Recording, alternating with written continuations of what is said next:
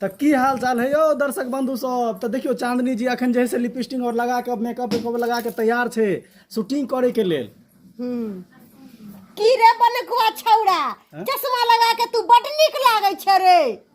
आय बात एना है ना कि अहीं के ननद से हमरा बियाह सेट भेलैया। ओ आ जखन गाछी में धरेबी आ तखन जब मारतौ पब्लिक सब मिल के तब की करबी रे? आय तब की करबी? तब की करबै?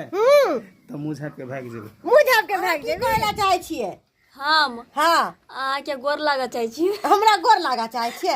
अच्छा तो कोई बात नहीं, तो बड़ छियै तो गोरो लाग लेते तो कोई दिक्कत नहीं छै की। और अहाँ सब कमेंट में जरूर लिखब कि हमर दुनू के जोड़ी केहन लागे, पूरा बेस्ट फ्रेंड के तरह। और ई बनुकवा जी बंदर नाहित लागे छै ना? हाँ अहाँ सब कमेंट में जरूर लिखब कि आखिर चश्मा पर नहीं बकरी के पोंछ जी का बकरी के बड़ी पोंछ लागे त कन्या कत है?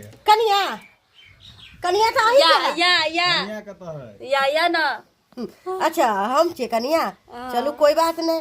तो देखे छियै बनुकवा छड़ा कते लब लब करे छै। आ जहिया जे गाछी में धरैबी लीची तोड़े तहिया तो सब मिल के थकुच देतौ। हाँ सेहो बात जान रखिए।